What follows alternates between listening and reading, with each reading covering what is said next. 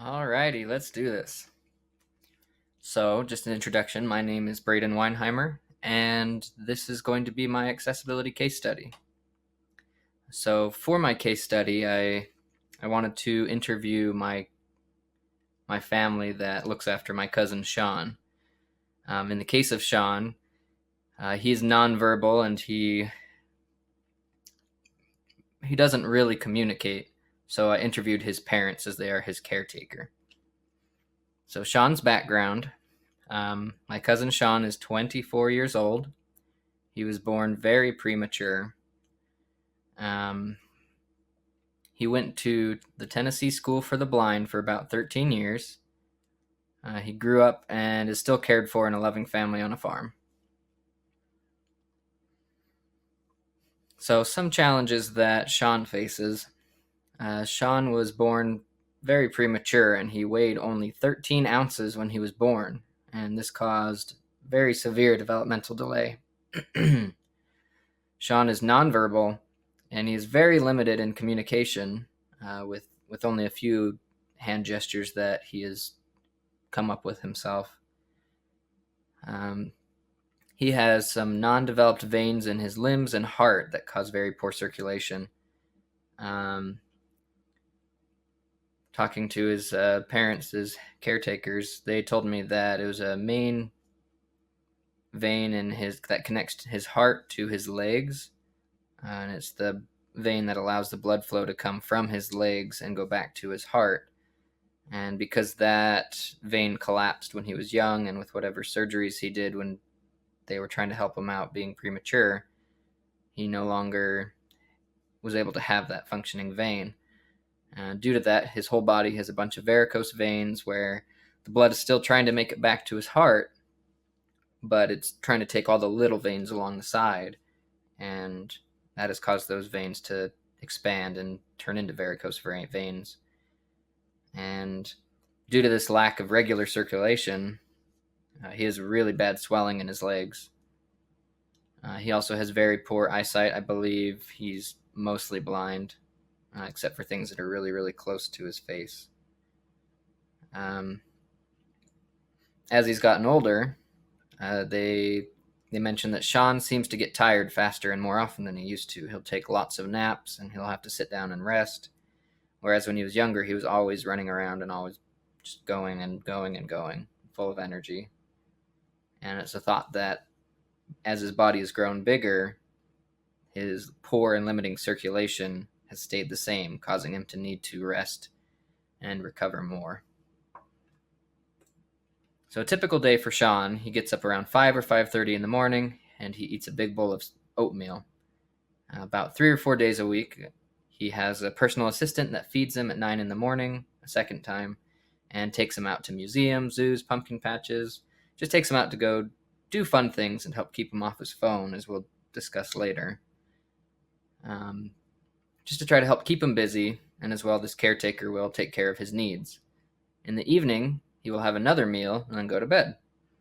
Sean is very perfectly content sitting and watching videos, playing games, or playing with toys all day. If you don't take him to do things and keep him busy, that's what he'll resort to. Interests and dislikes. Sean absolutely loves to watch videos on YouTube, as well as to record videos of himself. One story that I like to tell about my cousin Sean. A few years back, I was visiting some other family members, and his family were visiting as well. And what Sean would do is he'd use his phone and he would just record little videos of conversations. And when he found something was funny, he'd go back and he would just replay those parts that he thought was funny. So you'd hear a small snippet of something you had said repeated over and over with him just laughing hysterically. And he would use his nose to be able to navigate through his phone, and that was really impressive to me. Besides watching videos and recording them, Sean likes upbeat music, and he spends most of his day on his phone if he isn't kept busy. He likes to go through his sock collection, organize and play with them, and people like to give him socks as gifts. He likes to have bright, colorful, fun socks, but he doesn't like neon socks. That was something we discussed. Sean has toys that he likes to play with, and he likes to sit and watch them move. One really neat interest that Sean had, in high school, he ran on his track team. But after a while, the pain in his legs from the poor circulation caused him to stop running. And that's kind of unfortunate for him, as that was something he enjoyed. Sean's family likes to take him on cross-country road trips, and I remember going on a hike with them when I was a lot younger. Regarding assistive technologies, during Sean's 13 years at the Tennessee School for the Blind, they tried every assistive device that they had and gave him every opportunity, but he just didn't find anything that he gravitated to. There didn't seem to be any assistive technologies that seemed to work for him. So what they did was they mostly focused on helping him learn life skills, and they were able to help him become bathroom trained and to be able to feed himself. In terms of new assistive technology, and talking with my aunt and uncle, we discussed how there are many different new apps on smartphones that try in many different ways to help those with disabilities to communicate. One that I looked at and talked about was the Tap to Talk app, or there's another one called Stepping Stones. The first being one that uses words or symbols to help someone speak. If someone can't speak, they can then use their phone and either type something in or select words or symbols to be able to then use the device to speak for them. And Stepping Stones is a learning guide with visual guidelines to help learn and do regular activities.